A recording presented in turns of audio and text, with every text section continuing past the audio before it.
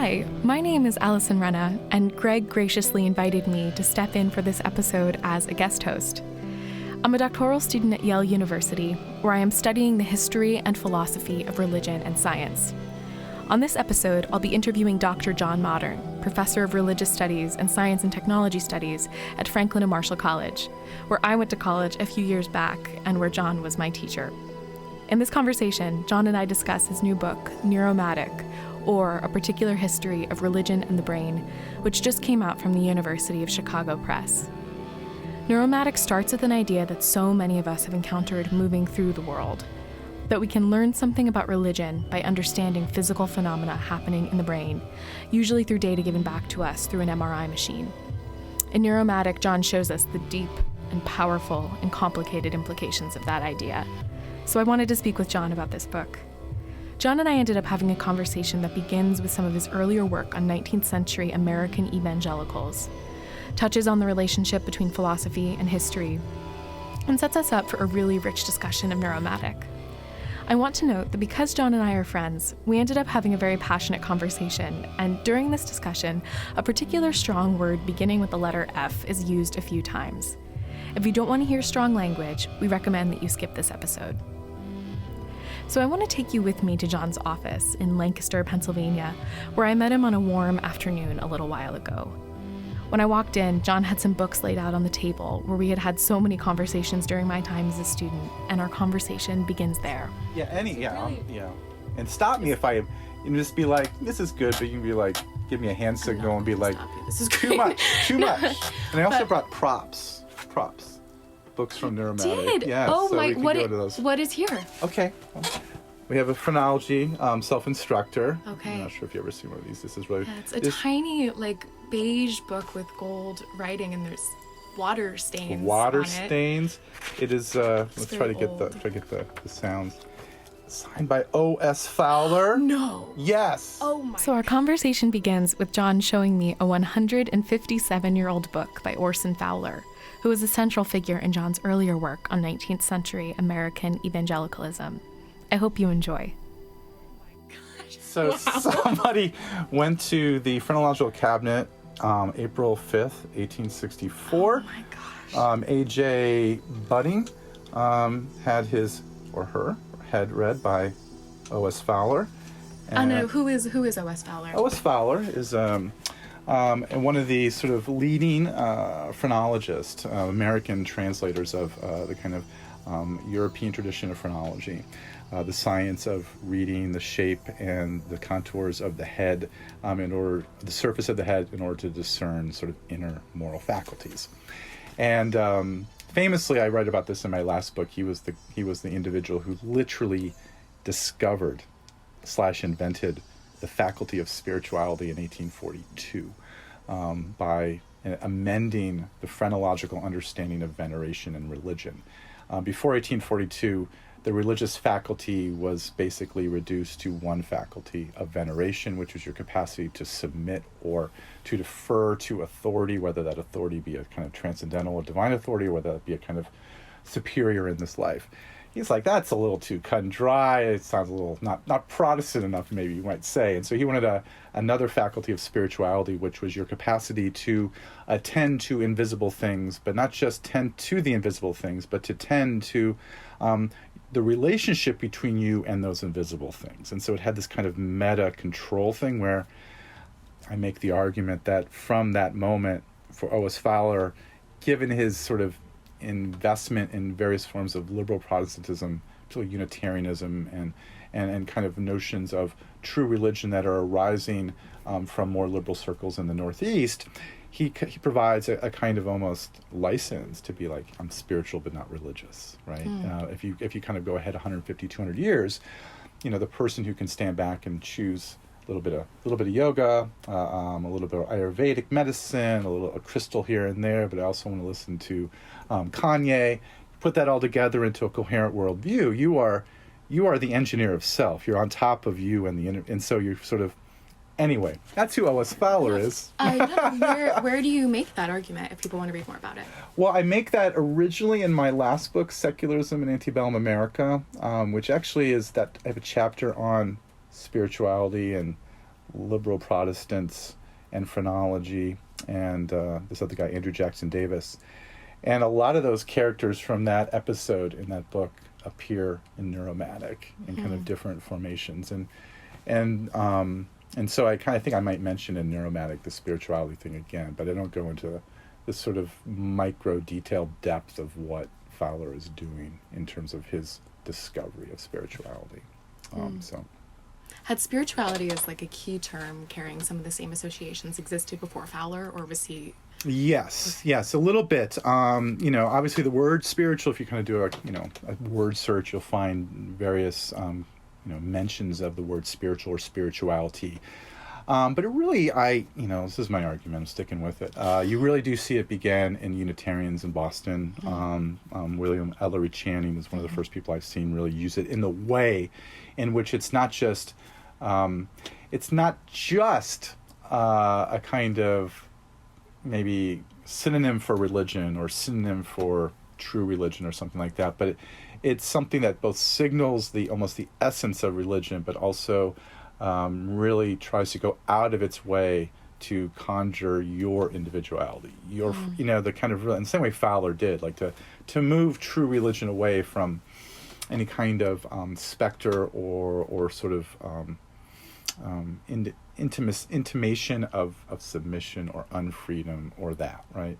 Religion should be all about maximizing who you are. And I think for Fowler, his invention of spirituality was to be like, he's codifying that understanding of religion. But you see it bubbling up among preachers and who are trying to really, rally a population that is quickly becoming quite attuned to notions of a kind of consumer self, a certain kind of individualism, particularly white people in the Northeast who are experiencing a kind of, change and in the marketplace, a certain kind of change in the way in which they sort of understand their private public, selves. And, millions of people talk about this, but you can see how spirituality is very much part of that larger story.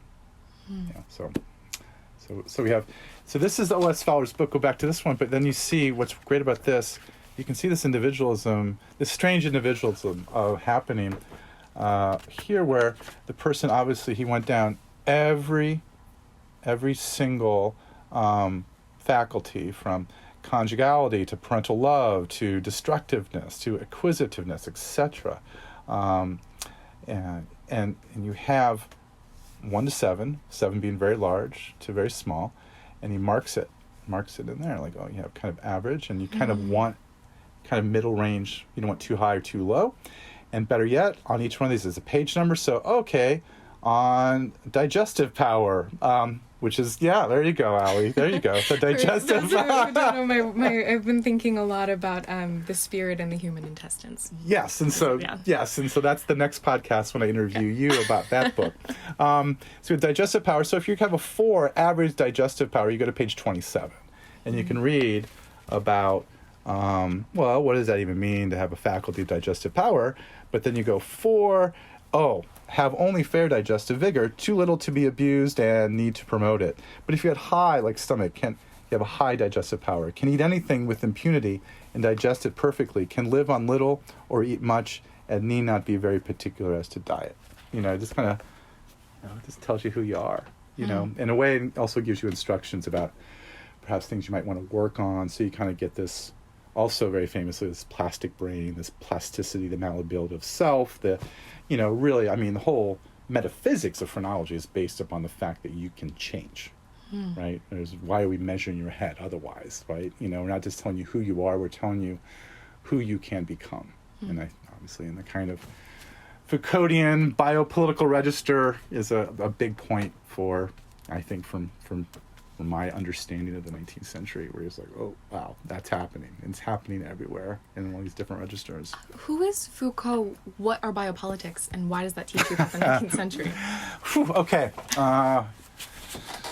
Who is Michel Foucault? Michel Foucault, French philosopher, who has, he never studied American religion. He has some things to say about things I think that could be easily including prisons and things like that. But I think Michel Foucault's a philosopher who I think was really an historian as well, who, for me, the payoff is his kind of rethinking of what it means to be a subject in this world, and how our notions of what it means to be a subject have been, at least before, or until he really came out and really is pushing on this, we're so indebted to these, understandings of like, okay, you're either free or you're not, right? You're doing free things, or you're being oppressed, or put down, or something like that, and how power in general either liberates you or frees you, right? There's kind of this either or thing that I think he sort of looked at in the Western sort of political philosophical tradition and was like, that doesn't seem right.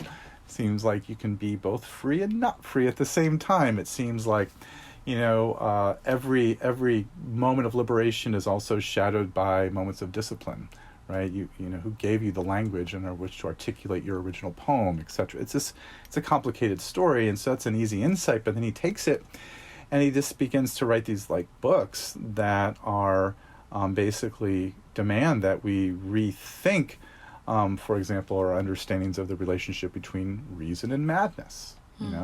What constitutes the difference between the normal and the abnormal in terms of psychological makeup, or madness or reason, or freedom and discipline, and these kind of classic binaries that are sort of all revolving around certain understandings of what a human subject is. I think he just sort of almost systematically dismantles them. And so his last series of books, famously, where he kind of really gets into this notion of biopolitics, where he's talking about the concept of sexuality, and his major insight is that sexuality, let's 2020, or let's say 1975, when he's thinking this, sexuality it's a mark of you. That's the most intimate thing you have. That's your freedom, and that's where you are the most free. It's also where you're the most vulnerable. It is the hinge of who you are as self. And Foucault's just like, wow, like it might be those things, but you know what it also is? It's also just an incredible hinge of how power circulates through you. And so your freedom as a sexual being is bound up in the discipline of your sexual being. And so the 19th century for Foucault, he calls it, like, in a sense, the birth of biopolitics, where you have different kinds of regimes and systems and modes of governance, and certain kinds of ideologies, and certain kinds of kind of corporate ethical sort of directions that offer you your freedom or incentivize your freedom, and in a sense to so they give you the terms by which you will become you. And that is a great irony and a great sort of problem, I think, in terms of thinking through what's happening in notions of, and when sexuality becomes a kind of clarion call for revolution, liberation. We're going to use Foucault to think about Fowler. Does that same structure hold up in what the kind of human being that Fowler is creating? I think so. I think I'm going back to my last book, but I found much insight and vision from Foucault when I was reading the 19th century archive. It felt like it was coming alive in different ways for me. And what I tried to capture on that page was almost like a Foucauldian. If Foucault would have taken a moment to think about the 19th century American religious scene for a moment, what might he have seen? And so I found it. I stand by. I think there's something. In a lot of ways, it's argument of secularism is not. Whatever. It's novel in relationship to all manner of historiography in American religion, but in terms of just its general understanding of human beings, it's a Foucauldian text in so many ways, and it's this kind of asking the question, what if human beings are like this, or what if historians who study human beings are like this? What then does that material look like? And I go into the 19th century, and I find that I wrote a book that's very different from some of the major works in American religious historiography. If evangelicals like Mark Knoll are writing their big books on American religion, or liberals like Lee Schmidt are writing their books on liberals, and these are all good and they're fine, but I wrote a different book with many different assumptions that I learned outside of class, in the American religion class. I learned over here in the theory class, and I kind of brought them in. And so, going back to Fowler, I think it does. I think Fowler, I don't know. I would never feign to understand where Fowler's coming from when he goes to bed at night, when he wakes up. But let's just give him the benefit of the doubt, and he's committed to this.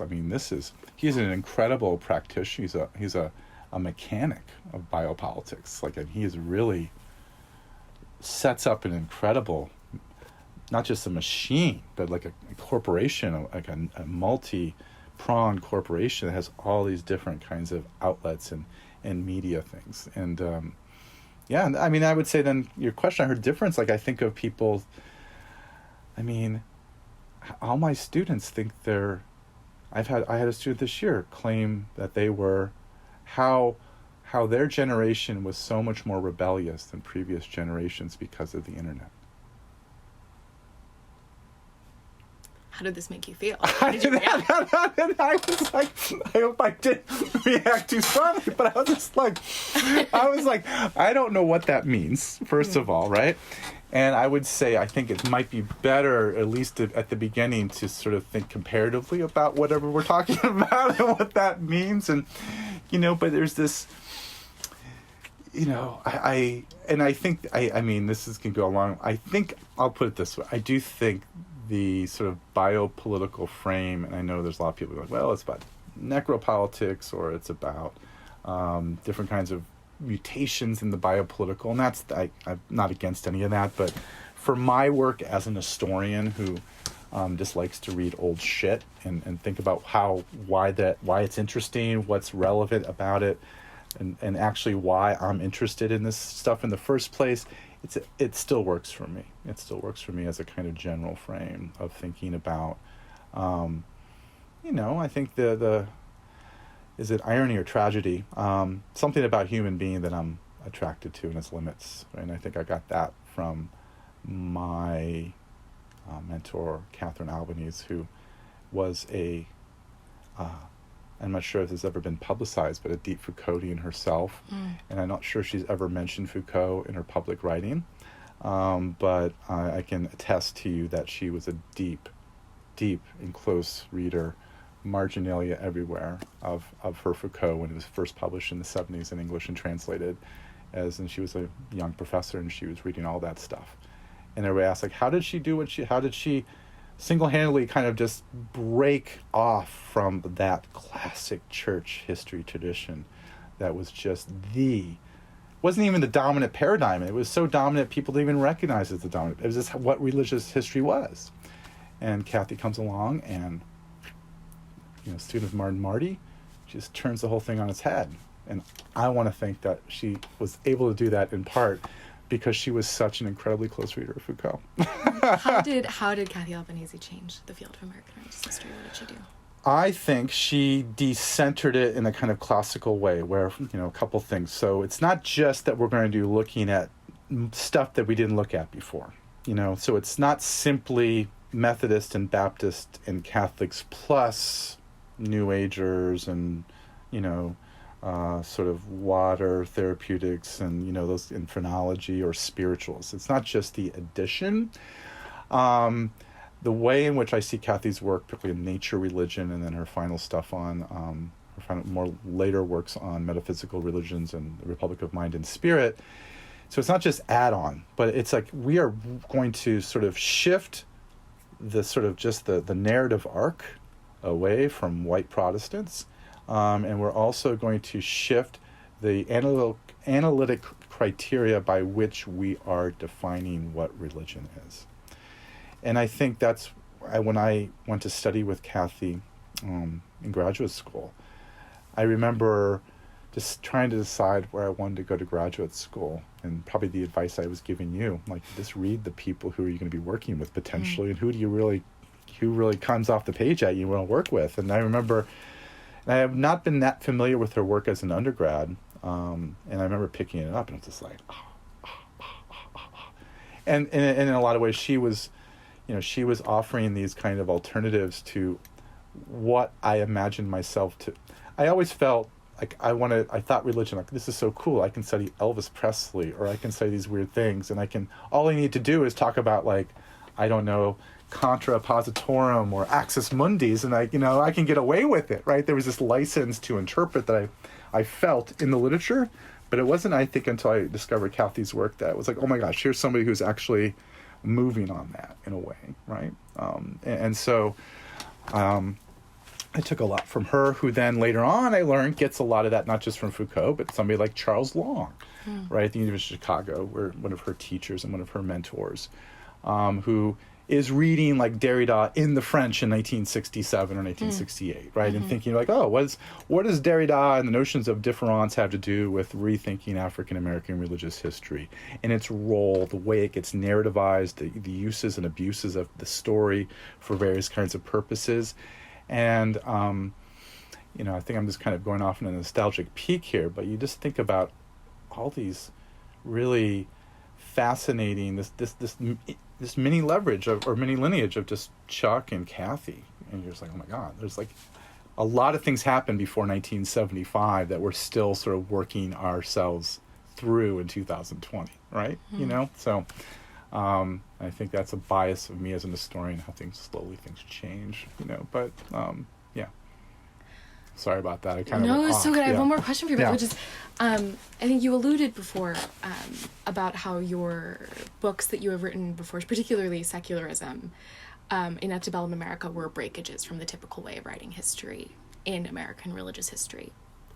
And one of the responses that people had to reading particularly secularism was either delight in or frustration with the way you were thinking with theorists.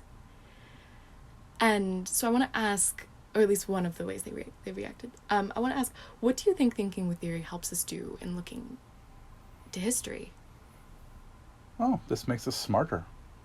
Right? I imagine, when I think of theory, it's like always kind of like, what if? It's always a subjunctive kind of thing. What if biopolitics what if that's going on? Like, oh my God, or what if, you read Clifford Geertz or Mary Douglas or Judith Butler, and you're like, what if, you're like, oh shit, right? You get these revelations, like you put on these glasses and it's, you see the world differently. And as an historian, like this is a pet peeve of mine, and some people do this to me, like they'll identify me as a theorist of religion. And I'm like, no, fuck no, I'm not a theorist of religion. I'm an historian, and I'm proud of that. I'm not just a Foucauldian, and the historians don't want, the real historians. And I'm putting my fingers up in fake Nixon quotation marks. The real historians don't want to recognize me because I read too much theory, right? I read somebody like Mary Douglas, right? I was told explicitly by Mark Knoll in a public setting that he does not recognize the people that I'm talking about, i.e. 19th century evangelicals, right? He does not recognize them. And besides, John isn't even really citing the same people. He cites Emile Durkheim and Mary Douglas. And what does that have to do with 19th century evangelicals? I don't know. I got into this business to think, and to think expansively and be like, well, what do they have to do with one another? Which gets back to your question. They have a vision of how the world might work. They have a vision of perhaps the mechanics and perhaps even the metaphysics of how this world might work. And I think it's valuable to be able to read them, entertain them. You don't need to adopt them. You can disagree with them, but to be able to be a kind of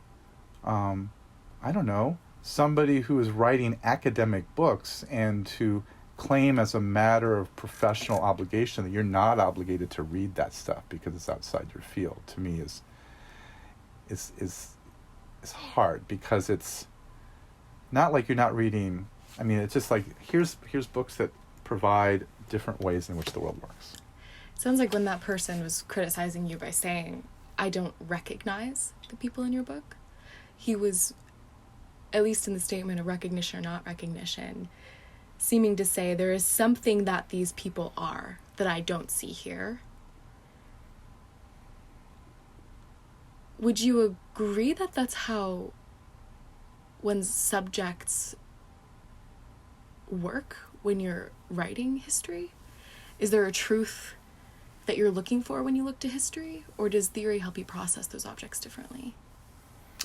So, I mean, I think that might be you kind of putting your finger on perhaps the difference, ways in which this other person and I are sort of thinking about the past and what we're doing.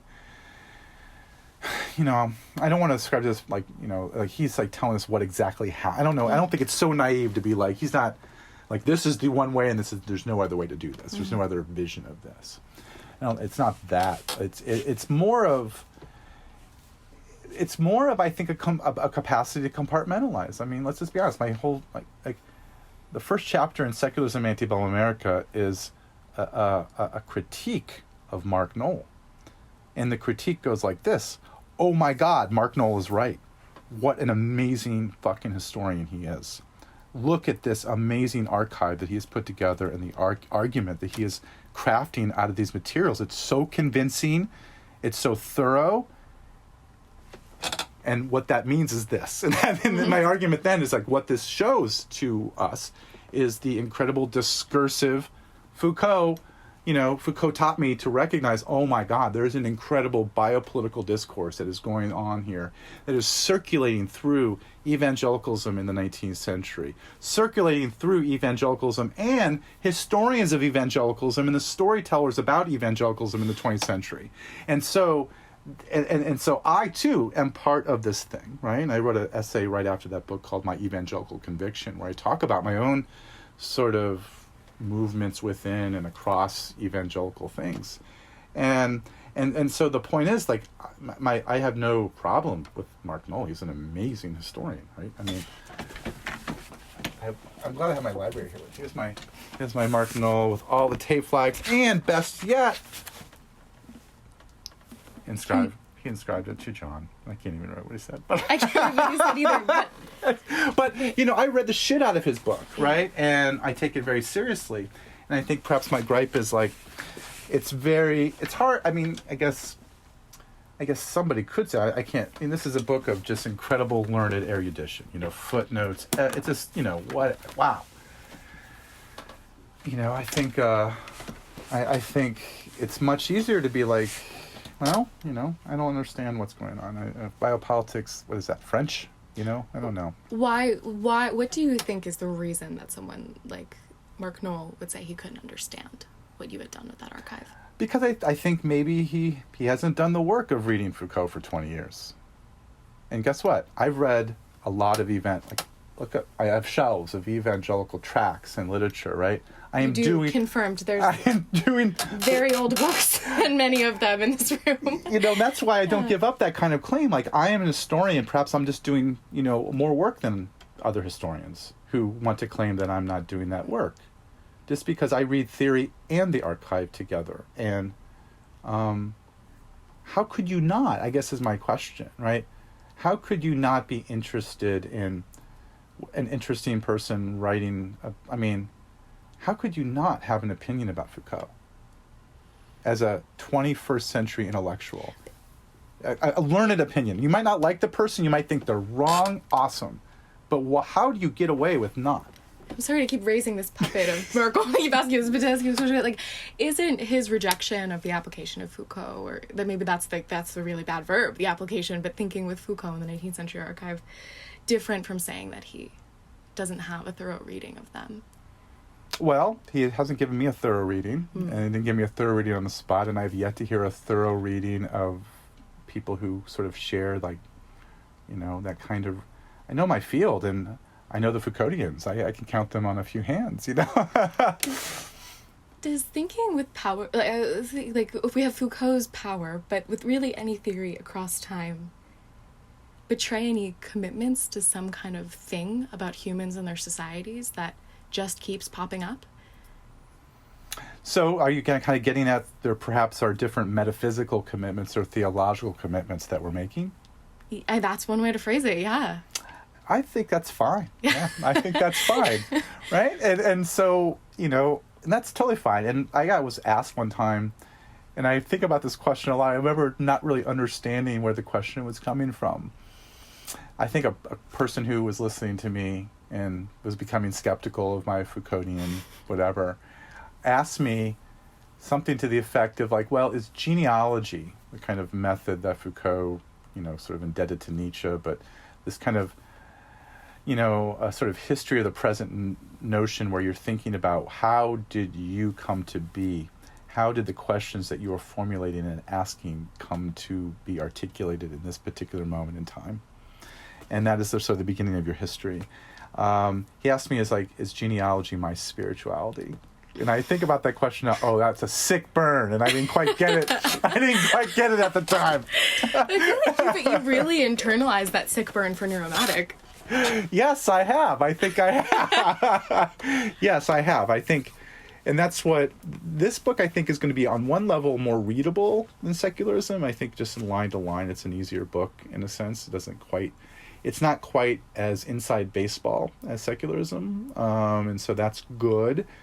But it's also like, I feel more liberated, right? I was not tenured yet, and I still had concerns about what people thought of me and things like that, and now I care less. That's not true, but you know what I'm saying. I want to ask you a few questions about really, science and religion and stuff. So I think how we're using those words, because I don't think that you can understand any of our conversation without maybe a first move that you helped teach me to make as an undergrad, which was shaking up those categories, and you do that work in the book. So my first question for you to get us towards there is really why, John Modern, are you as a scholar of religion studying the brain?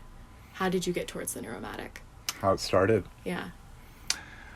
Well, I think it's probably two things. It started a little bit with the previous work I've done on phrenology, just sort of becoming interested in this so-called proto-scientific, proto-psychological discipline that arose in the mid-19th century that understood the brain as a religious object. And so I did some work on that. Who else was doing that now and then? That kind of was part of it. But it was also, I think motivated in around 2010 or 11, I think I was going to the American Academy of Religion, which is the huge conference for the study of religion, which is one of the largest academic conferences in the country. It has 8,000 to 10,000 people with their name tags, walking around the conference center in San Diego or San Antonio or Boston or wherever it might be. And everybody there studies religion, right, on some level, but what that means is just this incredible variety and diversity of what that you have Tibetan monks walking around with SMU Baptist theologians with hipster kids who are reading their Foucault, and you have everything in between, right? I've always liked that conference a lot just for just seeing all my friends basically from graduate school and beyond. But I just started noticing, there were this new tribe I had not recognized or not really sort of taken into account, this new tribe of cognitive scientists. They just kind of all vaguely anthropological, and they were talking about different parts of the brain and sort of doing the science thing, and they would not only come into panels that I often thought were zones like history or textual analysis or whatever it might be, and they would speak very authoritatively about what they imagined we were studying. And they would always do it from this kind of almost I get it, it had a certain kind of punk aggression to it, which is cool. Fine with punk aggression, and I appreciate it on some level. And then I started going to their shows. I started going to their sessions in the following years, 2012, 2014, and I was just, I felt oh my God, I should have been an anthropologist of religion. This is amazing, right? And so I think that first moment was born out of a sense of defensiveness of who are these new people saying such, what I didn't think were very convincing claims with incredible amounts of not just charismatic authority in the room, but with this kind of deference to the scientific method and numbers and charts and pictures of brain and statistical things to prove to me that whatever my ideas about Durkheim's understanding of the sacred profane difference is really, pales in comparison with the fucking fact that when we said this to this person, this happened, look at the picture, it's blue. And you're like, okay. And so I think in that moment, I was struck with, I think I wouldn't argue this, but I was like, this smells a lot like a religion, or it smells like that's what insular groups do that have their own metaphysics that are practicing. And I was like, huh. So when you say, oh my gosh, I should have been an anthropologist, you're saying this room full of cognitive scientists should have been my field site. I should have been here observing what's happening in this room. Okay. I had that insight, I think, early as just like I may have tweeted something out or whatever I did in 2011, something, kind of cutting and witty and dry and sort of esoteric or something like that. And I think after that I started I got involved in a project that was studying prayer with a lot of different kinds of people, and I proposed to study, and that was the first moment I want to go and hang out with actual cognitive and neuroscientists while they study religion. I think that would be really interesting. And that's probably 2013, 2014, I started thinking that, and that's when I personally got way into all the science study stuff. That's when I first really read Luthor. That's when I first started sort of seeing this entire field that I had not really been that aware of. And for me, like, oh my God, this is amazing. They are studying science, and science almost as like, well, here's a theological tradition, and we're going to not study it in order to affirm it or to say it's not true, but we're going to treat it in the way that was very familiar to me as a scholar of religion. Like, I don't put different things in front of my students to debunk them, nor to say that they're really true. We think about them historically and what's going on with them in a literary or textual way or something like that, or the context in which they take effect, etc.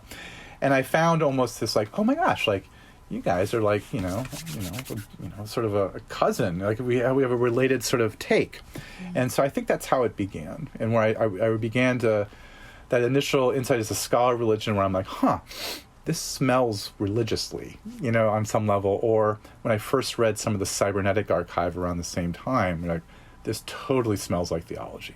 Like, it just smells, I don't know what kinds of, like, the writing, the genre, the sensibility. And I think I started there, and that was, I think, the beginning. And one of the things that I learned throughout, like, I'm not the first person with this insight, right? Many scholars of the cybernetic who are like, some weird shit going on here, right? And I always like, and so I'm not the first person to notice that, but I think my one little claim to fame is I think I'm the first historian of religion to sort of weigh in on what perhaps is going on religiously here. So I just have a kind of professional background where I can do some comparative work that I think other people aren't quite ready or trained to do. And that is also to speak of, people have different expertises. Like some people are like PhDs in physics and things like that. I'm like, I don't have that, right?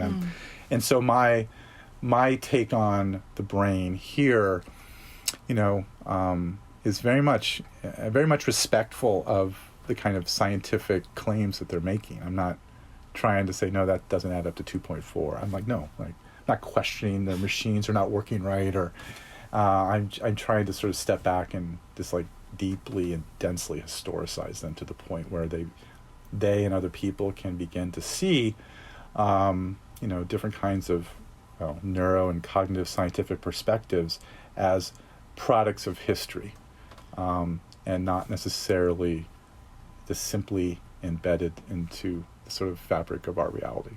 So. I think moving through the world, it's easy to imbibe something that we might call a science and religion divide. These two things that are separate from one another, maybe they're in conflict, maybe they complement one another, but nonetheless, they name something that is characterized by their difference. You have maybe science, which is a mode of inquiry for gaining objective knowledge about the world, and you might have religion, which is maybe an institutionally based community structure organized around a set of beliefs. These are the ideas that might be easy to move through the world and absorb. How did your entry into that cybernetic archive or those lecture halls on the cognitive science of religion show you something different was happening with those categories? And what was happening? Why did things start to cross over and smell differently than maybe they themselves would have thought they smelled? Yeah, I think it's just dwelling within that archive. And when I say the cybernetic archive, I'm talking about like the Claude Shannons and the mathematical theory of communication, and Warren McCulloch and Walter Pitts's understanding of neural networks with a series of articles in the 1940s. I'm talking about like Norbert Wiener's more like trade paperback pop science books on cybernetics, and John von Neumann's stuff on computer, even Alan Turing's stuff a little bit. I don't talk too much about Turing. I think the thing for me was it was in relationship to the cognitive and neuroscientists, because I was reading what they were reading. I was trying to, as an historian, I'm like, okay, here's some people I'm interested in. Who are they reading? How are they reading that, right? And so my first instinct as an historian was to go back and to sort of try to survey what they were reading and how they were coming up with their ideas about religion. And so the first move was like, wow, like this is like, the affect of the contemporary cognitive scientist, right? And it was the affect in the room, the seminar room, or the conference room at a conference, or perhaps, it's a really kind of just super like objective, confident, almost like, we're not assholes. We don't know the truth, but we are stating what we think is true, and we're doing it strongly because this is how intellectual work is done, right? Own up to your ideas. Don't just point out flaws and deconstruct things and do that thing, right? Don't just be a critic on the sideline where you never stand for anything. You got to stand up for what you believe in. I was like, where's my Martin Luther? Oh, my Martin Luther's up there. But, so I think it was like that. John, what do you mean by that? What do you mean by that? Well, it was that, again, this is getting way too, like, psychological, but, like, I think there's some part of me deep inside of me that I recognize a kind of alpha male, right? And I recognize it, and I don't like it about myself, and I try to manage it, and I try to, like, do things. But I see it in the world I want to be like that. I just want to whack-a-mole it down, right? I'm just like, And so I noticed an incredible masculine, confident, cocky sort of, and what I think, and I still think, just, I don't want to say shallow, but this doesn't add up. The affect is so much stronger than what is actually being said. And I was like, that's really interesting, because you go back to the cybernetic archive, what they're reading, it's a lot weirder, right? I mean, it's a lot weirder where you begin to have people talk about, like Wiener talks about this, the idea of basically reducing a human being into information in order to transfer them from one place to the other. I mean, I'm not here to tell anybody what religion is or what religion's not, but I'm like, wow, that's awesome. Like, now I want to, whatever I'm doing as a scholar of religion, I would hope that I can say that that's the kind of thing I would like to study, right? And I'm like, well, some other people have some ideas about what happens, and we think of these things, and so I was encountering ideas that I'm almost like, wow, that is just that it's so imaginative and so just wonderfully bizarre, and I want to celebrate it, and then it was that bizarre edge that I did not see. Kind of, it sort of had gotten contained or domesticated on the way to the cognitive and neuroscientist, and so in a lot of ways, I think. And I'm just saying this out loud, I'm not sure if I buy into this, but you think about the kind of quirky sort of nature of those early cyberneticians and the fact that they were kind of all over the place, and the almost orthodox kind of, sort of ritualistic sort of kind of repetitions of ideas among cognitive neuroscientists, if you're thinking about the religious factors and how they differ. But yeah, I think it was that moment where I began to think not just as a cybernetic archive or the cognitive neuroscientist. I didn't want to be like, well, they're really religious and we didn't know it, right? And I didn't want to. I'm not interested in that move as a general kind of thing. I'm much more interested in sort of stepping back and thinking about, as you kind of frame this entire question, that we live in a world right now which, for it is absolutely the idea that there's something religious and there's something scientific, and they can be compatible and they can be in conflict or whatever that is. But that categorical difference is everywhere, and as an historian, again, and this goes back to like whatever the Foucauldian proclivities I have, I'm not so much interested in getting in there like, no, you've got it wrong. The actual real relationship between religion and science is this, and here's how it really works, as opposed to all these other people who've gotten it wrong. My hopefully contribution to this is to sort of allow people to stand back for a minute or two, and to appreciate the sort of mutual, sort of generative relationship that these categories have, right, in our contemporary moment, and to try to peel back that onion a little bit to begin to see, like, where are these moments where you begin to see this division, this difference really manifesting itself. And so I think my take is, on the particular history of religion and the brain. It could almost be subtitled, particular history of religious difference in the brain. The difference that is the secular, right? And I think we've arrived at a space where I'm coy in the book, and sometimes I hint and I use language to suggest that there is something going on right now with this kind of encompassing attention and the intensity of our attention to the brain that, sounds and smells and tastes like religion as defined by cognitive and neuroscientists, right? To use their definitions of what the religious is, and so sometimes I feel comfortable being like, well, according to their definition, what do these guys look like, right? But as a scholar, I refuse to come down on like what that is, because it's that openness and it's that sort of open tension that I think allows me as the historian to do the work that I do and tell the stories that I tell, that aren't bent on closing that difference down, but is simply to sort of perhaps surf and float, and to be able to see how that difference is conjured almost at every moment, and how it plays out in different ways, in circuitous ways, across different terrains and time spaces and whatnot. So, yeah. In the book, you, I think, do a beautiful discussion of holding these cognitive scientist categories against their work. In your discussion of interpretation through the MRI and prayer, can you recount some of that work that you did and how you hold those categories against each other? So the book begins with me in the MRI.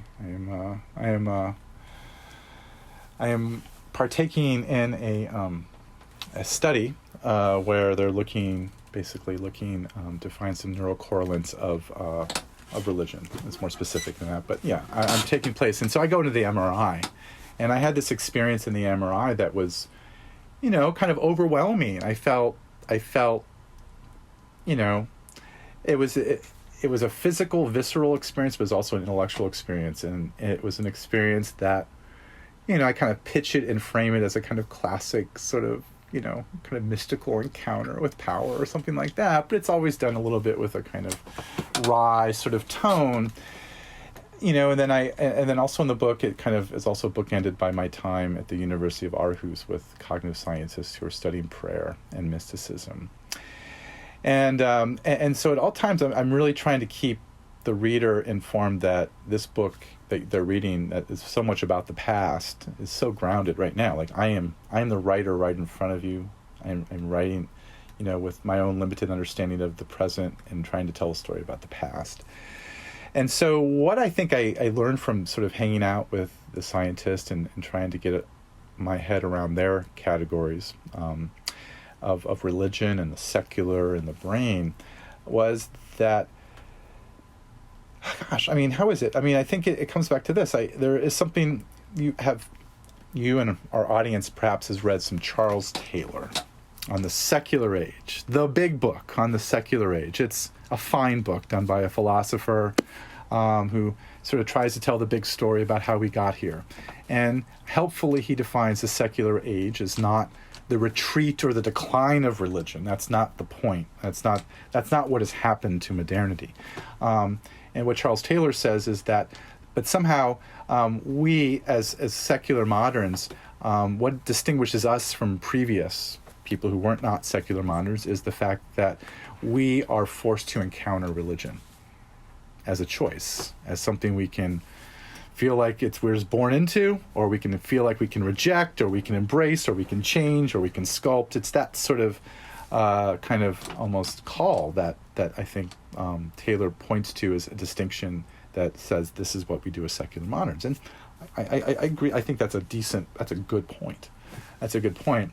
But what's interesting about that is so often that kind of affirmation of a secular subject as, at the end of the day, inherently free to choose, inherently free to reject.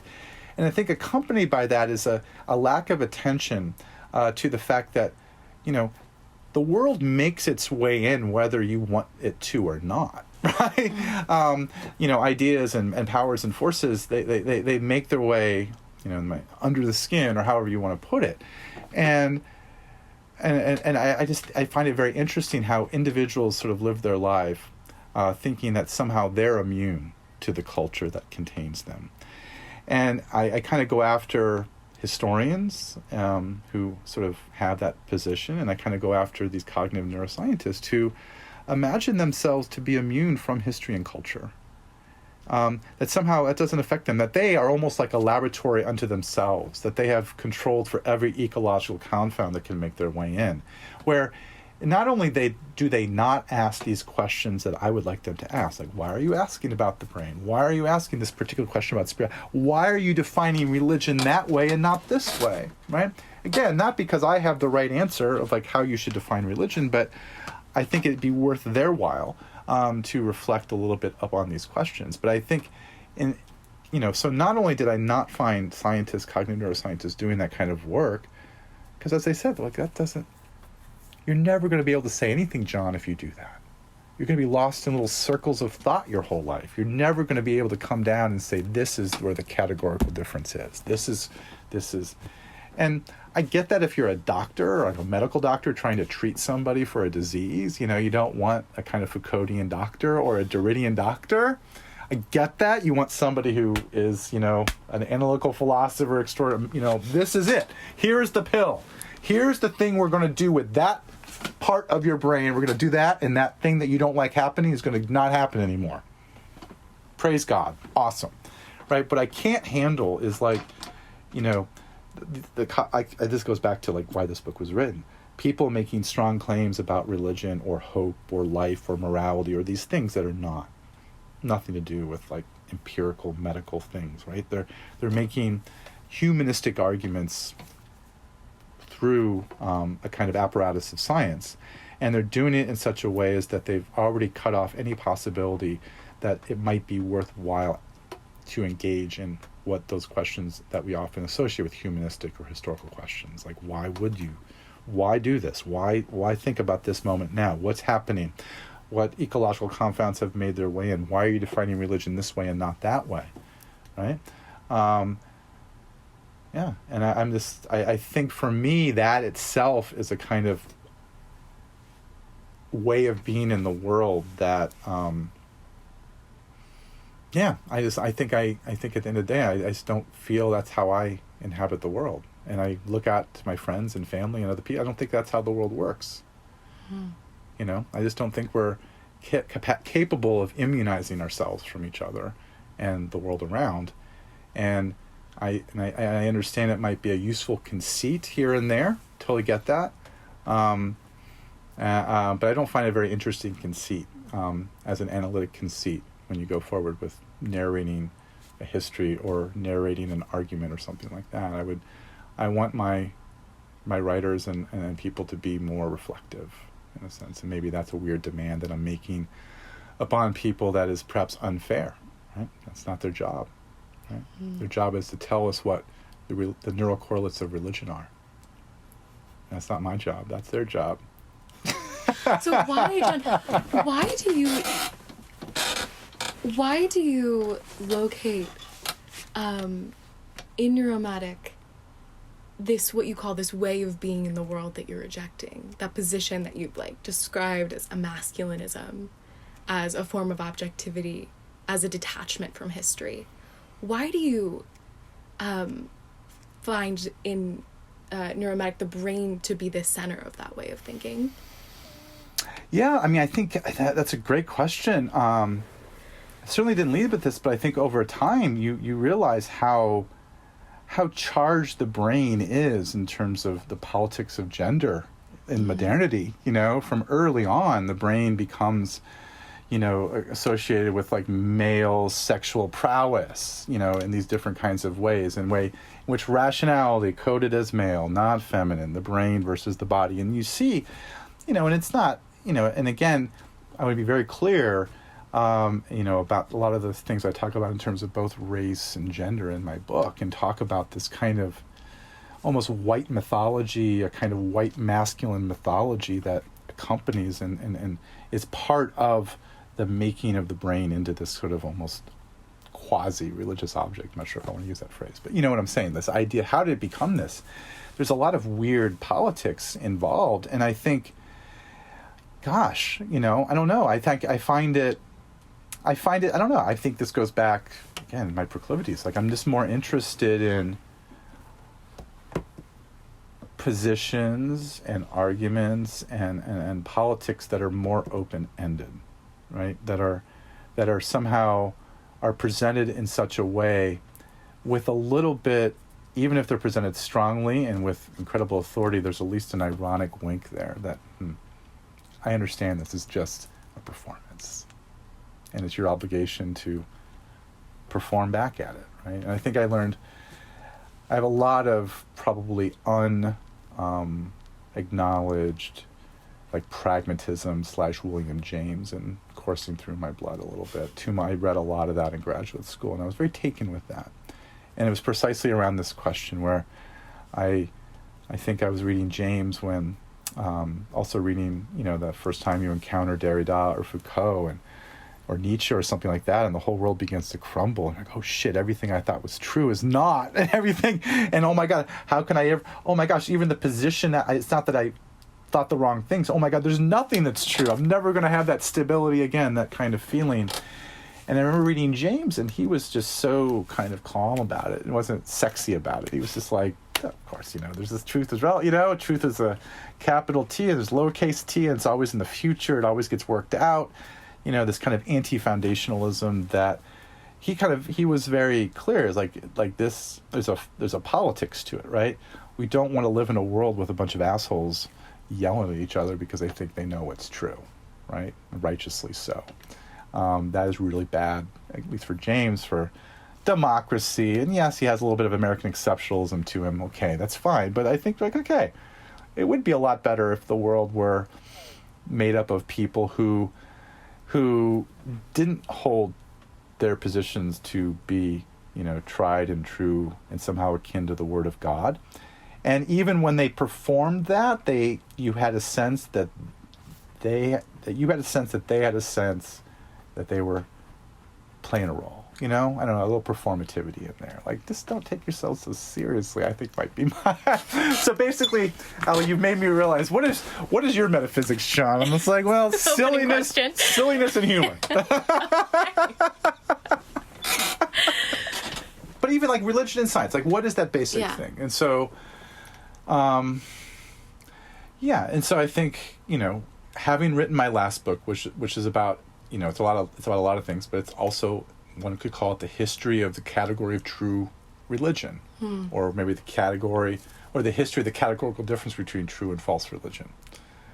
How that difference is understood and imagined by individual people, how that imagination of that difference then plays out in what they do, how it affects other people, how it gets taken up in different kinds of iterations, how those different iterations combine and somehow split and go off in differently inflected directions, come back, etc. So, you know, I was versed in the early part of my career in sort of thinking at the meta level about the category of religion and how much work it does in this world, and for good, for bad, for ugly. You know, it's not a moral claim. It's just like, oh my gosh, and it goes back to my little mention of Charles Taylor, the idea that, nobody lives without religion.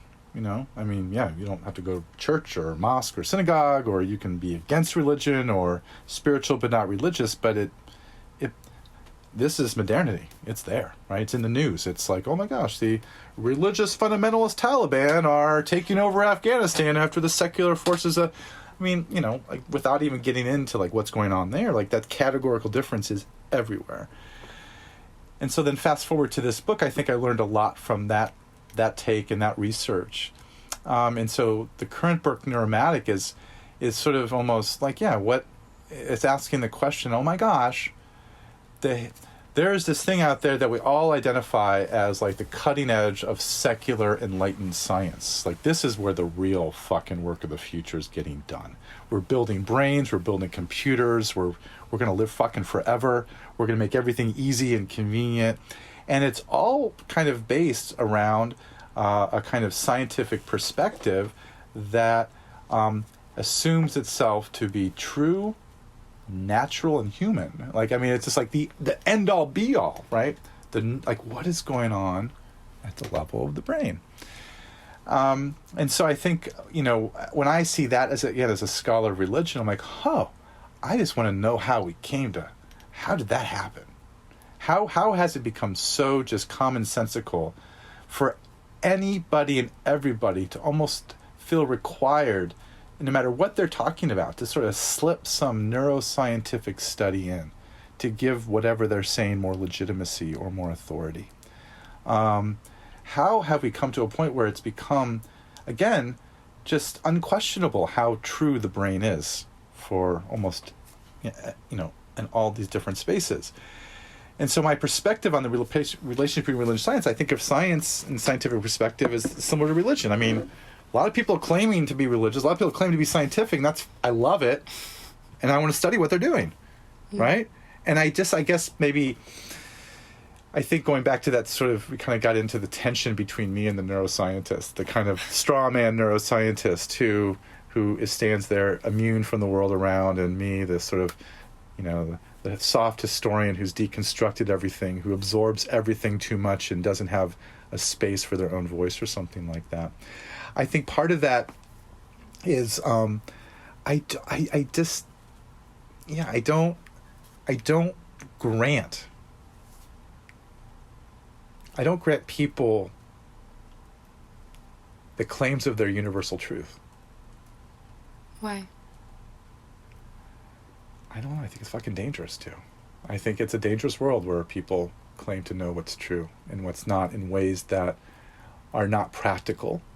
Like, and again, I want to leave aside like the kind of skeptical, well, John, you would want a neuroscientist working on your brain if you had an epileptic fit or something like that. You wouldn't want a historian. I'm like, yes, that's true. But you know what? That neuroscientist is, not making claims about truth and politics and what it means to be human. That neuroscientist simply solving a problem that is manifest in the contemporary moment. For some reason, people don't want to be this way.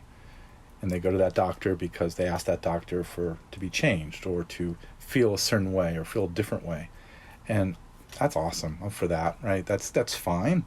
I do have an issue when people begin to take that realm of practical truth and practical effectivity into the world of metaphysics and the world of just even political claims of what's true and what's not. I find that I react in a personal way. I don't like it, but I just think just politically, I think it is not the kind of world that is a pleasurable or productive world to live in if we're going to solve the problems that we need to solve. And to get out of these different kinds of political ruts we're in, different kinds of ruts with social media, climate change, the whole nine yards, right? It's just, we're living in the end times, right? I mean, this is true, right? And I guess the question is like, how long are those, how do we even begin to get out of the mess that we're in, right? And I think naively, maybe that there's something to a kind of deeply humanistic education and ethos that will allow people to say, hey, I believe this is true, and this is my universal truth, and this is the thing that I am orienting my entire existence around and my entire life around, and I want to say, God bless, do that. But when you present it to other people, or when you kind of go out in the world and make a difference in the world, that's not the mark that you're leaving, that there's some kind of universal claim that you can either ascribe to or not, and you're either right or wrong depending, right? I just find that, I don't know. I think you characterize some of the patterns that you're tracing in each of the chapters through a number of examples as themes that get cycled through what you call the cybernetic fold. And so we have, in some temporal register in each of the chapters, some phenomenon before it encounters cybernetics, in the encounter with cybernetics, and after the encounter with cybernetics. Where cybernetics is acting is some kind of concentrated center of power. Some sort of windmill at the middle of the 20, yeah. Yeah, it does something related to what you were just saying. Why is the cybernetic a center of gravity in this book? That's a great question. I think it comes... And what is cybernetics? Okay, cybernetics, yeah. Cybernetics is, it's a term came, sort of used in a kind of popular fashion by Norbert Wiener, who was a mathematician at MIT, who was working for anti-aircraft ballistics, and somebody who was a popularizer of a worldview that was really coming into age for a long time, I argue, 300 years, but really gets, let's just be really kind of narrow here. It really takes off in the 1920s and 30s with the development of radio and thinking about communication networks and trying to think about problems of predictability and problems of compression and communication. And different kinds of mathematical theories of like Boolean algebra, kind of this idea of thinking about the world in terms of ones and zeros and either ors. All of a sudden, that was, in the 19th century, that's what it is. But all of a sudden, with the invention of radio and thinking about how to maximize a communication channel to get as many messages on there as possible, or to deal with the problem of how do we transfer a message from point A to point B without it being corrupted by noise, or how do we do this? All this is to say there were these new kind of technological problems in the mid-20th century that had a lot to do with, again, radios and telephone communication, but also World War II and military expansion that allowed a lot of people to begin, not allowed, kind of forced them and invited them to think about problems in terms of, I guess you might call systems and systems theory and networks, and using a kind of perspective where you're really kind of aggressively moving away from a kind of 19th century linear mechanical worldview of cause and effect. You're having a much more complex mathematics, but also a much more complex world, and machines to be able to, in a sense, manifest and evidence to you that this math has a kind of ground in the world. And so beginning in the 40s and 50s, you begin to develop some of the foundational principles and theories that will go into the making of a brain that is full of neurons that are all connected to one another in a network, whose job is to either be on or off as a kind of open or closed channel, and what they do is process information. You also have, similarly, the same origins of what we now understand as a digital computer. John von Neumann and other people in the 1940s and 1950s who were building actual computers, digital computers, based upon the model of the brain that was also happening at the same time. So you have storage, you have communication. You're beginning to use these same theories about, of networks and systems in all these different kinds of places. And there's many amazing books, as you know, and scholars out there who have traced all the wild corners of the world this sort of science goes into, everything from the human sciences and academia. You have perhaps, thinking about now where we have the Stanford, literature laboratory, right, where people are, doing distant reading and plugging in 18th century texts in the computer and doing all kinds of algorithmic searches. That's part of the cybernetic moment. You have all the, all biology, all the sciences like just went, hog wild about this mathematics and these kinds of things. And so it goes into there. It goes into every phone, every digital device you have is not just made up of this cybernetic moment, but is actually bringing you with every touch and swipe into it, right? It is assuming a certain kind of human. And guess what? You, not you, Allie, particularly, but we are all, in a sense, giving the computer, giving the screen exactly what it wants. We're not putting up any resistance. We're being like, this only works if I kind of assume myself to be a certain kind of human being, of a kind of processing information, where information is the kind of medium of my existence. So the question, I went off, what is cybernetics? So cybernetics is this thing in the middle of the 20th century that, it does get filtered through in my book because I'm like, oh my God, we're still in it. And, there's a lot of really, historians and other kinds of scholars who I think I would be more identified as like they're historians of the cyber. That's what they do, right? And I'm kind of a newbie, kind of an interloper at this whole cybernetic stuff a little bit. And so there are different people like, well, the cybernetic moment happened from here to here, and then it dissipated, or the most important thing was, and that's all lovely historian of science ideas stuff that I want to, everybody should read that book, but I'm not doing that. I am simply trying to say, oh my God, where this moment has been long in the making, and the moment is now, and I don't want to make these kind of hard distinctions between, well, it was different in yes, it was different. There's change over time, but not the kind of rupture change that I think is usually the bread and butter of historians. And so that, you notice quite rightly in my book, that sort of 1945 to 1960 thing, everything kind of runs through it in a little ways. It kind of comes in, comes out, and sometimes back. And for me, it simply kind of goes back to, I think, a problem that I often will force my students to dwell in with me, is like, what difference does it make that the brains that we imagine ourselves to have, and the brain that we imagine ourselves to have as precisely the mark of what it means to be human, what difference does it make that imagination of that brain is based upon the same principles, the same science, the same insights, the same affects as those that went into the making of the fucking phone that you have right beside your bed every night, right?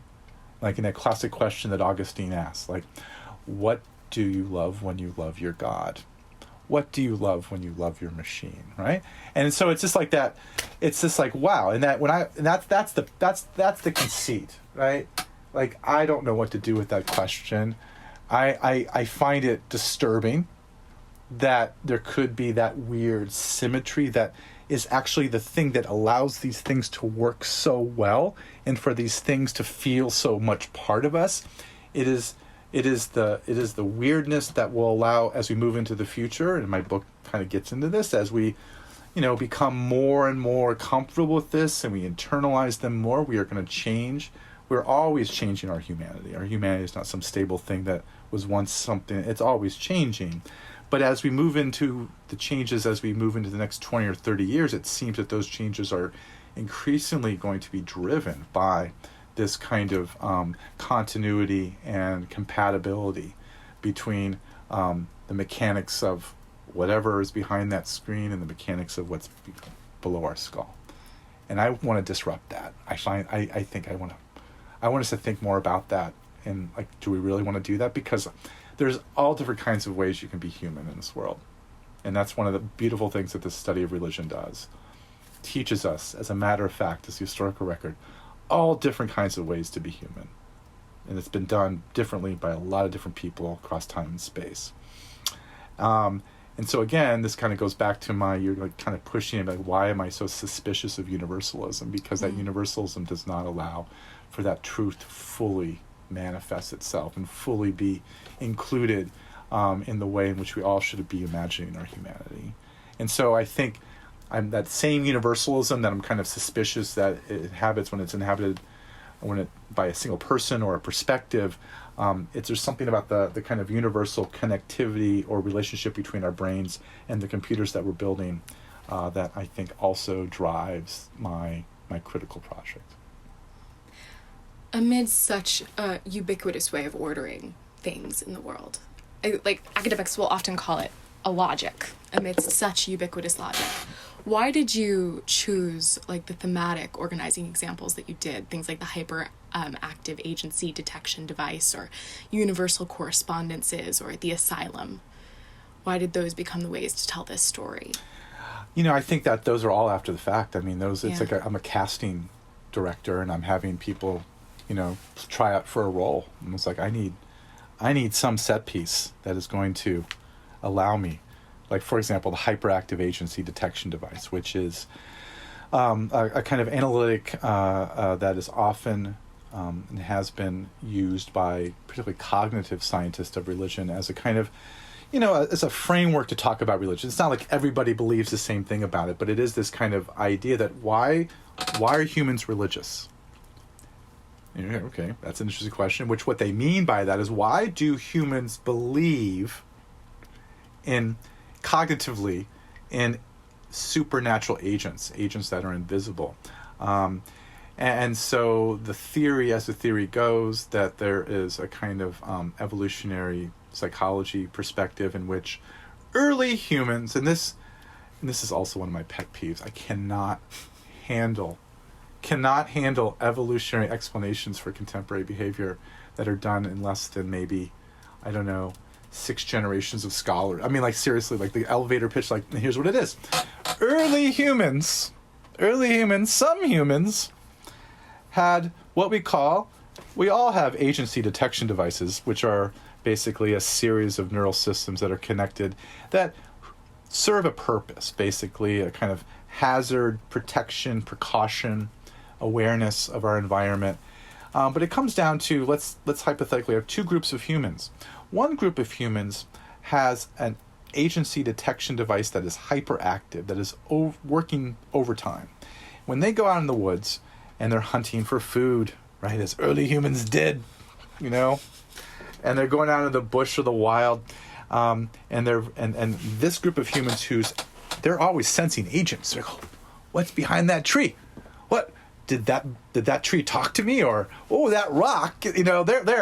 They're seeing agents everywhere, and it sounds silly to us secular, whatever moderns, that people would talk to plants and rocks and get meth, but it makes perfect sense because, as we know in evolution, that those human beings were actually more likely to survive to the next generation because they would oversense agents, and the tiger behind the tree, they would notice the tiger and they would run away, and therefore they would live to be another day. But the other humans whose detection device was not working overtime, they might say, I don't know what that is. I didn't detect an agent behind there. I'm going to go on they got eaten by a tiger and they're dead. And that, ladies and gentlemen, is why religion is. And you would why does that bother you? What if that is why religion is? Why does that bother you? Okay, that's a great question. Yes. Okay, why does that bother? I mean, first of all, I love it.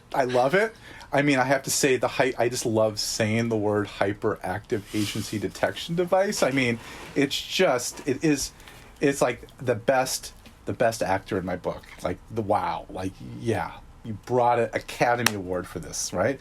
I find it absurd as a historian who studies the 19th century, which is like yesterday, okay? Yesterday. I got my book there from the 19th century. I got this book signed by Orson Fowler right in my hand right now. I'm there. Nobody knows what the fuck was happening in the 19th century, really, right, in terms of that. And so you can just transport me back millions of years and tell me, and the early dawn of human beings, this is your theory about what happens. It's the same person who's like, well, I mean, to find any contemporary thing that's happening, to mistake it or misunderstand it as something that needs a universal explanation for me is this. I find it incredible, right? I live in a world where there are a lot of explanations for a lot of different kinds of things, right? And it's one thing, again, I want to give my sort of credence to the scientists doing this kind of work, like why do humans need this amount of carbohydrates a day? Or why do I mean, there are kinds of things that are like, I mean, whatever, we can have theories about that, but the theories like why do men act a certain way, or why are we religious, or why do we show empathy, or why do we engage in war, and these kinds of things. It's like, for me, it's I love it because I want to study it, because going back, that's theology to me. Like, that's like, you have an origin story of the universe. Awesome. Here's all these other people got origin stories too. I'll teach a class on it, right? And so I find it as a kind of explanation of human activity in the present to be really just, I don't know. I find it kind of the height of absurdity when people call out like, well, this is the reason why this is because in evolutionary history. Like, well, what about World War II? What about fucking Twitter, right? There's a lot of reasons people are kinds of ways, and like, you think, I mean, yes. And so that's why I don't think do you think it's true? The hyperactive agency detection device is an adequate explanation for this sort of persistence of religion in the present age. I think in this book, you teach me how to see how the hyperactive agency detection device is the perfect explanation for how we think about religion in this age, how religion has become an object that one can study in a laboratory. Yes, but that's me agreeing with you. No, I mean, I think you do an excellent job in the book also of showing how ubiquitous this evolutionary narrative is in so many different areas, from the historical examples that you're talking about that might be coded as spiritual, that might be coded as religious, or that might be coded as scientific. They share that particular commitment to the idea that things are evolving. There is a survival of the fittest. There's a feedback loop to the development and production of ideas. Mm-hmm. Is that something that comes from cybernetics, is eaten up by cybernetics, is expelled by cybernetics, or does it have a different relationship to that kind of central weight of the book?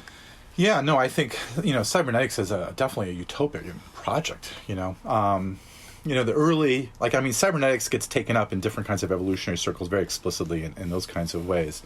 I don't deal with them so much in my book, but I think there really is a resonance between these two. I mean, there is progress.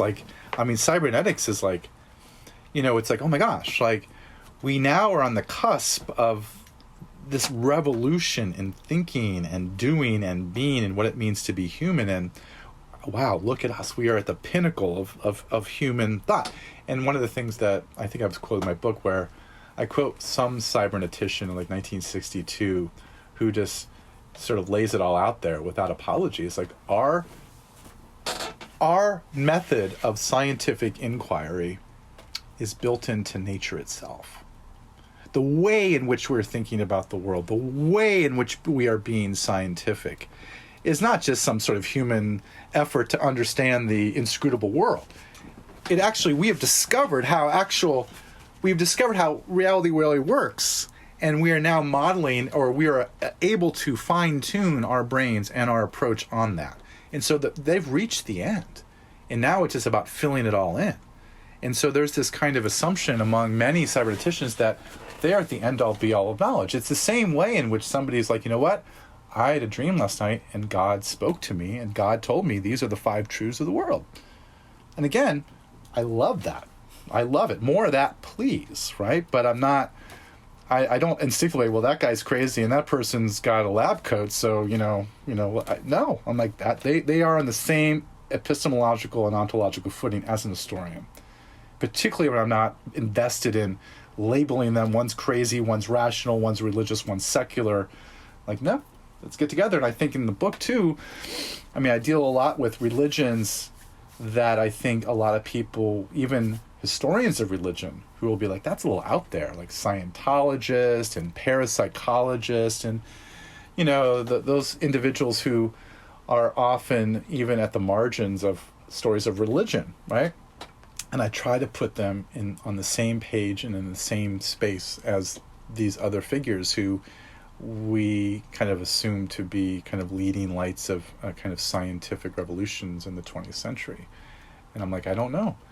I don't know how much difference there is between some of the ideas of L. Ron Hubbard and some of the ideas of Norbert Wiener, right? They have different training and, of course, different audiences, but they're part of the same moment, and they're literally, imbibing the same atmosphere. We have instances where, I don't go off, but I have this supposedly, Claude Shannon spent a night at L. Ron Hubbard's house in Jersey in That's where I'm from. Okay, so have you been to the house? I want to know what happened. I think that is an incredible Netflix documentary. Wouldn't that be? Yes. Start there. You would just start there and be like, okay, where does this go? Right? What did they talk about? What happened? Either they like each other, not like each other. Was it who knows? Oh, it's good. It seems like a major problem in the book, a place where you focus, is on the influence of information theory and cybernetics in neurological thought, but also in the other places in culture where it resonates out to try and mediate the relationship between a person and their environment. How did cybernetics get a hold on what is inside and outside the human being, and what that look like? How did it? Yeah. Well, it comes with those claims. So people like Wiener, this is, that idea that there is a kind of there is a metaphysics, right? There's a metaphysics that is there that is animating not just human being and animal life, but also any system, right? Any system. It doesn't be organic or not organic. It's just when component parts get together, they in the sort of just the nature of our universe, they begin to act and move and relate in certain ways.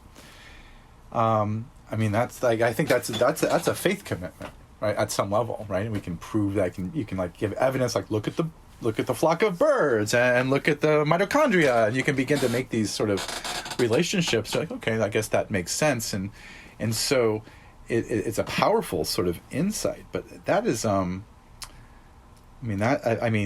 that's powerful, right? And I think that's why cybernetics has also been taken up in different ways by in animal studies and these insights. Okay, what is this human exceptionalism that is so problematic in so many different registers of our culture? Cybernetics gives you a lot of ammo to take down a kind of human exceptionalism, right? We're nothing but a kind of system, and we're nothing but a system like other systems and other systems, and so it gets taken up in a lot of different registers, but also I think it's a really thrilling way to think about the world. And I mentioned, something about cybernetics as being, I think you can't differentiate it from a kind of linear 19th century cause and effect mechanics. Think about all those times in your life, Allie, but also our listeners' lives where you think in terms of systems. You think in terms of... It seems like systems is the key term of the 2020s. We're talking about the natural systems, ecological systems, systemic racism, systemic sexism. Are those terms that emerge out of cybernetic dominance, or do they have a different story?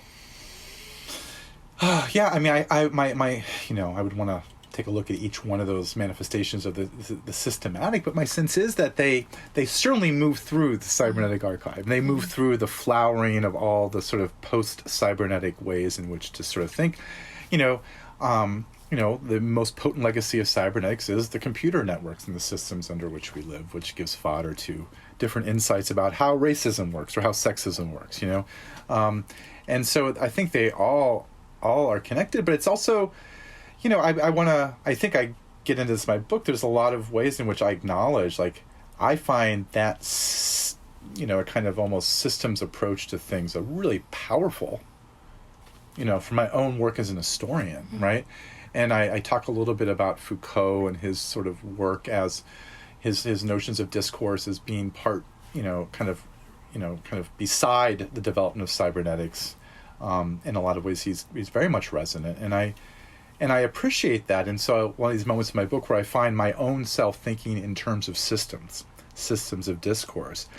I recognize, and I try to recognize as fully as I can, but not as much as, I mean, obviously there's always more to do, but as fully as I can, the way in which I myself am implicated in this world, and where I am.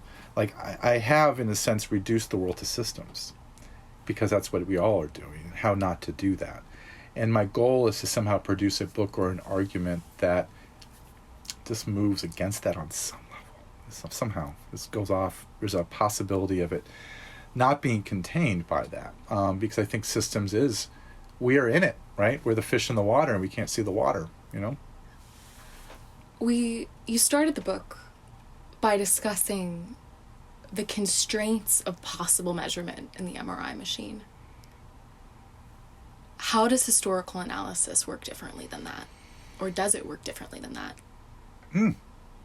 I do. I mean, yeah. I mean, the constraints of history are amazing.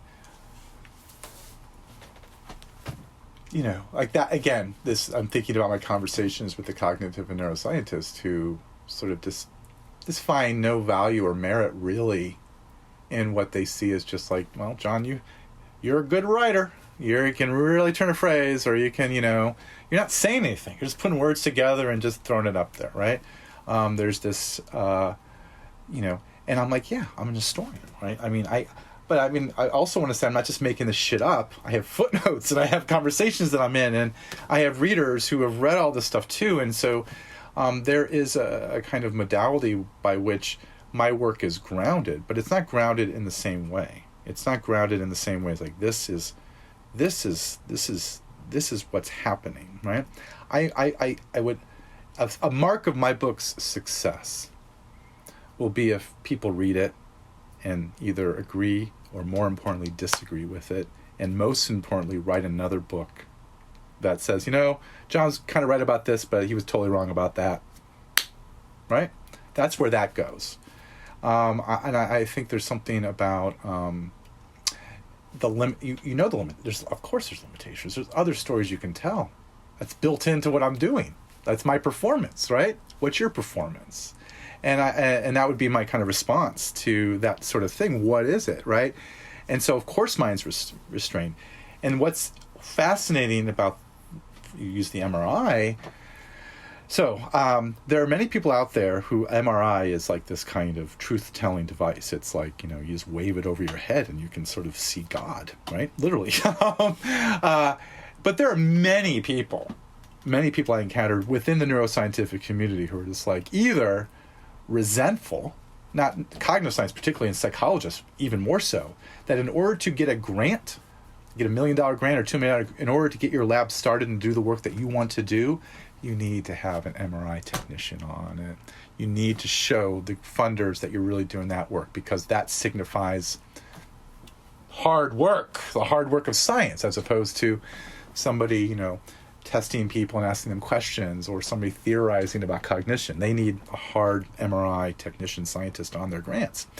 And I also talked to many neuroscientists and cognitive scientists, like, you know, they're like skeptical of colleagues who overuse or overinterpret data from the MRI, because the MRI, they're like, no, it measures very, you know, doesn't measure that much. And that's awesome. I was like, wow, that's when I'm like, okay, there's like, yeah, that's awesome. You understand that you have a device that's limited, that shows you some things, and you can only use it as, you know, to the extent that you can talk about its limitations. And so, of course, I do think there are limitations to history, and I think I would say, I would want, again, going back to an earlier point, I think it would be wonderful if more neuro and cognitive scientists would sort of dwell in the limitations. It's fun to dwell in your limitations, right? You know, because when you can acknowledge things that you don't know, or things that you can't know, or things that are really hard to know, I think that's much more fun than this sort of trading barbs that are like tweets about how authoritative your knowledge is. But I think in the epilogue of your book, I find that chapter to just have an extraordinary momentum to it, where you're showing us how the many examples that we've run through over the last, 380 pages or whatever can weave together to be something that we've called over and over again in our interview almost a metaphysic of modernity, a significant component of what it is to live naturally in the world. But I feel like almost at the end, in those last few paragraphs, that bubble pops a little bit, because it seems like you want to position us towards understanding that there is some way out of the neuromatic, even if you can never fully, as you say in the introduction, escape from the neuromatic. Yeah. What is that? It was wishful thinking on my part those last few pages, maybe. I wanted to not end on a downer. So when you say the bubble pops, is that this sort of my break between the voice becomes much more personal, and it's sort of I think you literally say, I close my computer. Yeah. Yeah. And then I go out and live my life, right? And I think, and so that's a great question, Allie. On one hand, I think we are totally inundated and saturated and a part of the discourse of the neuromatic, the realm of the metaphysics of modernity, whatever we would want to call it. Many different scholars have different names for it. Last couple hundred years, that's what it means to be a scholar within modernity, is to fucking, what is that shit? We all know it's that. What is it? And so on one hand, I am there with that. And I sort of end that last couple of pages just sort of, highly sentimental, going back to the beginning of our conversation here, perhaps like unveiling my romantic proclivities as a writer and as a thinker. But I think there is things like chance and happenstance and who knows, mystery that is in the world still. And I don't present it to the reader. I don't make any claims that I'm presenting to it now to a listener. Perhaps it's out there. I've had moments where I've convinced myself that it's out there. It's out there. Outside. Somewhere outside the cybernetic fold? Yeah, I think it exists. I've been there, but, that's not my job, right? My job is not to, I don't know. Maybe I'll put it this way. I don't feel comfortable naming that space. And I don't feel comfortable, I don't know if I have much to say about it. Why? I don't know. I think it is that, and oh my gosh, I'm just like, oh my God, I'm fucking William Blake, aren't I? So it's just like a space outside of, it's a space that is in a sense you don't do it justice with language, right? And so that book ends with a little bit like, it points beyond the computer, it points outside myself as a writer to my kids and my family and my friends and a kind of warning that, if we are not to, in a sense, find that or embrace that or encounter that space that is outside the neuromatic, I do fear that there is a kind of bad future for us on some level, right? And so why don't I do it in the book? I don't know. Because I do it in my classes, I think. I do try to think I do it, but I don't do it on that last page. And that goes back to why I'm such a control freak in my writing, because I wouldn't feel in control if I opened up that can of worms. It seems to make a little bit of, there is some sense to, it's in the book you frame, what you are doing is analyzing discourse. Discourse is an object. Mm-hmm. You're contributing to it. It's got you wrapped up in it. Mm-hmm. It's agential. Mm-hmm. Something you can analyze and something you quite fully know. But this escape out of it, that's not something you can capture in words?